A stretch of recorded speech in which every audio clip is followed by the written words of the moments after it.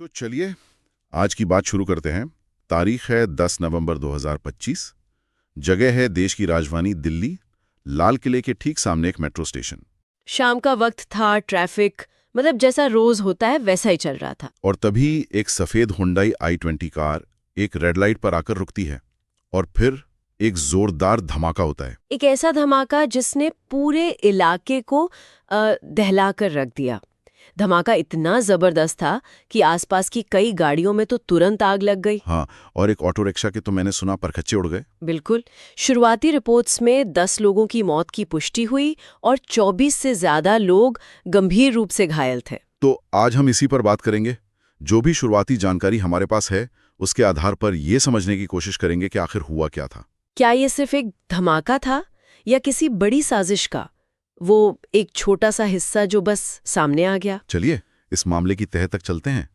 धमाके के फौरन बाद जो स्थिति होती है वो हमेशा भ्रम और अफरा तफरी वाली होती है। हाँ, कुछ लोगों को लगा कि शायद किसी गाड़ी का सीएनजी सिलेंडर फट गया है। लेकिन धमाके की आवाज और जो तबाही हुई वो किसी और ही तरफ इशारा कर रही थी। और इसी कंफ्यूजन के बीच सोशल मीडिया पर एक अलग ही खेल शुरू हो गया। वो तो होना ही था। बिल्कुल।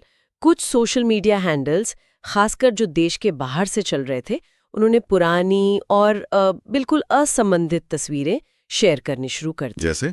जैसे इजराइल लेबनान संघर्ष की कोई पुरानी तस्वीर उठा ली और उसे दिल्ली ब्लास्ट का बताकर फैला दिया। मकसद साफ था, दहशत फैलाना। जी, लेकिन इस सब शोर के बीच अधिकारियों का एक कदम बहुत अहम था। कौन सा कदम? पुलिस ने बिना देर किए यूएपीए के तहत एफआईआर दर्ज की, यानी अनलॉफुल एक्टिविटीज प्रिवेंशन एक्ट। अच्छा। ये एक बहुत साफ सिग्नल था कि जांच एजेंसियां इसे एक हादसा नहीं मान रही हैं। वो इसे एक आतंकवादी हमला मानकर चल रही थी। बिल्कुल। और सिर्फ भारत में नहीं, सिंगापुर जैसे देशों के राजदूतों ने भी इसे तुरंत एक टेररिस्ट एक्ट कहकर इसकी निंदा की। तो मतलब ये मामला अंतर्राष्ट्रीय स्तर पर पहुंच चुका था। तो पुलिस के लिए जांच का जो सेंटर पॉइंट था, जाहिर है वो थी वो सफेद Hyundai i20 कार। बिल्कुल। और यहीं से कहानी बहुत पेचीदा होनी शुरू हो जाती है। कैसे?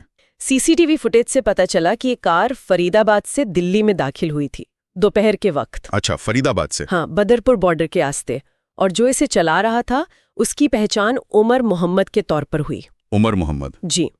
उसने दोपहर करीब 3:20 पर लाल किले के पास वो जो सुनहरी मस्जिद पार्किंग है वहां गाड़ी पार्क की। और फिर जो हुआ वो जांचकर्ताओं के लिए सबसे बड़ी पहेली बन गया। क्या हुआ? वो शाम करीब 6:30 बजे तक 3 घंटे से भी ज्यादा उस कार में ही बैठा रहा। 3 घंटे? हाँ, 1 मिनट के लिए भी बाहर नहीं निकला। 3 घंटे तक सिर्फ पहाड़ में बैठे रहना, ये तो किसी सोची समझी योजना का हिस्सा नहीं लगता। ये तो घबराहट या कह सकते हैं अनिश्चितता की निशानी लगती है। बिल्कुल। ऐसा लगता है कि वो या तो किसी के आखिरी सिग्नल का इंतजार कर रहा था जो उसे कभी मिला ही नहीं, या फिर वो खुद किसी दुविधा में था। हो सकता है। आखिरकार शाम 6:30 बजे के करीब वो पार्किंग से निकला।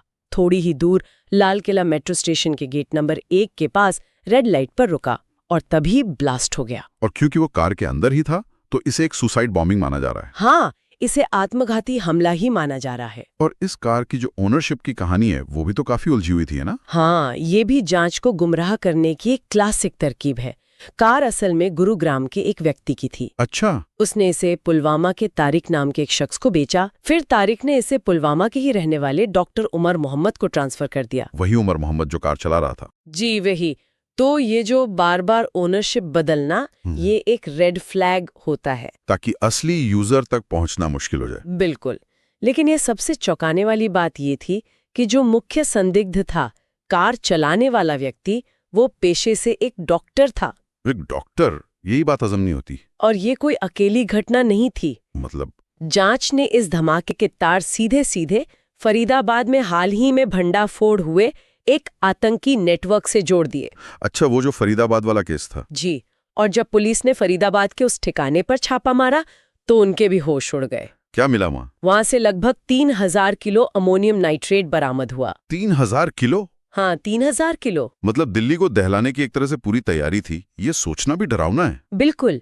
अमोनियम नाइट्रेट के साथ साथ वहां से राइफलें, pistol, electronic timer, detonator circuit, मतलब बम बनाने का पूरा सामान मिला। और दिल्ली धमाके में भी शक है कि यही केमिकल इस्तेमाल हुआ था। हाँ, शक इसी पर है। और फरीदाबाद में जो लोग पकड़े गए वो भी कोई आम अपराधी नहीं थे। नहीं, उनमें भी डॉक्टर शकील नाम का एक डॉक्टर शामिल था। तो यहाँ एक पैटर्न साफ दिख रहा है। डॉक्टर जिनका काम जान बचाना है वो आतंकवादी हमलों की प्लानिंग में शामिल हैं। और यही इस पूरे मामले का सबसे चिंताजनक पहलू है। जांच एजेंसियां और एक्सपर्ट्स इसे एक नया ट्रेंड बता रहे हैं, white collar terror module. White collar terror module मतलब पढ़े लिखे प्रोफेशनल्स। बिल्कुल, डॉक्टर, इंजीनियर और दूसरे प्रोफेशनल्स। ये एक बहुत ही खतरनाक नई रणनीति है। ये तो समाज के भरोसे की बुनियाद पर हमला है। जब डॉक्टर ही जान लेने लगे तो कोई किस पर यकीन करेगा? आपने बिल्कुल सही नस पकड़ी है। इसका मकसद दोहरा है। पहला, जैसा आपने कहा, समाज के भरोसे को तोड़ना। और दूसरा लॉजिस्टिक्स के नजरिए से देखें, एक पढ़ा लिखा प्रोफेशनल किसी पर शक पैदा नहीं करता। सही बात है। वो आसानी से किसी भी पॉश इलाके में घर किराए पर ले सकता है, उसे कोई सवाल नहीं करेगा, है ना? हाँ, एक डॉक्टर या इंजीनियर पर कौन शक करेगा? और वो अपने पेशे की आड़ में बड़ी आसानी से कुछ केमिकल्स भी खरीद सकते हैं। वो समाज में इस तरह घुल मिल जाते हैं कि उनकी गतिविधियों पर नजर रखना लगभग नामुमकिन हो जाता है। तो अगर हम इन सारी कड़ियों को जोड़ें, फरीदाबाद में इतना बड़ा जखीरा मिलना, वहां एक डॉक्टर का पकड़ा जाना और फिर दिल्ली में एक डॉक्टर का सुसाइड बॉम्बर बनना, तो क्या ये माना जा सकता है कि दिल्ली धमाका एक बड़ी नाकाम साजिश के बाद एक हताशा में उठाया गया कदम था? जांच का जो मौजूदा झुकाव है वो इसी थ्योरी की तरफ है। अच्छा। ऐसा लगता है कि उनका असली प्लान कई जगहों पर एक साथ बड़े धमाके करने का था, जिसके लिए फरीदाबाद में पूरी तैयारी थी। लेकिन वो भंडाफोड़ हो गया। हाँ, जब पुलिस ने उस मॉड्यूल का भंडाफोड़ कर दिया और उनके साथी पकड़े गए, तो दिल्ली में मौजूद उमर मोहम्मद अकेला पड़ गया और शायद घबरा गया। और इसीलिए वो 3 घंटे तक कार में इंतजार करता रहा।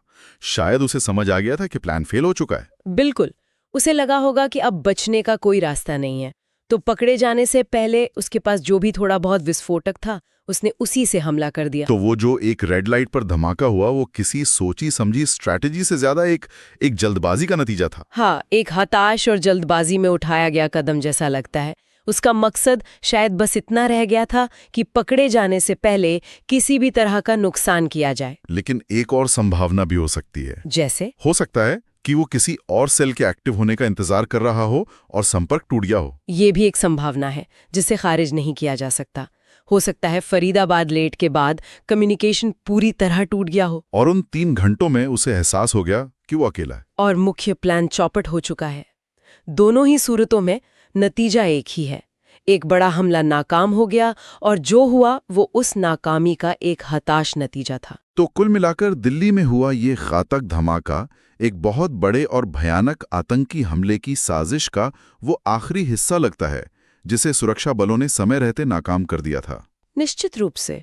अगर फरीदाबाद नेटवर्क का भंडाफोड़ ना होता तो आज हम शायद कहीं ज्यादा बड़ी तबाही पर बात कर रहे होते। इस पूरी घटना से सबसे बड़ा सबक क्या है? सबसे बड़ा सबक और सबसे बड़ी चेतावनी व्हाइट कॉलर टेरर मॉड्यूल का सामने आना है। ये हमारी अर्बन सिक्योरिटी में एक नई और बहुत बड़ी कमजोरी को उजागर करता है। आप खतरों की पहचान कैसे करेंगे जब खतरा समाज के सबसे सम्मानित चेहरों के पीछे छिपा हो? सही बात है। ये बताता है कि अब हमें पुरानी गाड़ियों की खरीद फरोख्त के वेरिफिकेशन को और मजबूत करना होगा और अमोनियम नाइट्रेट जैसे केमिकल्स की बिक्री पर और भी कड़ी निगरानी रखनी होगी। और ये हमें एक बहुत मुश्किल और गहरे सवाल के साथ छोड़ जाता है। जी। इस पूरी साजिश के केंद्र में पढ़े लिखे काबिल डॉक्टर थे, तो सोचने पर मजबूर होना पड़ता है कि आखिर कौन सी विचारधारा इतनी शक्तिशाली हो सकती है जो जान बचाने के लिए प्रशिक्षित लोगों को ही जान लेने वालों में बदल देती है। और ये एक ऐसा सवाल है जिसका जवाब सिर्फ सुरक्षा एजेंसियां नहीं बल्कि पूरे समाज को मिलकर खोजना होगा।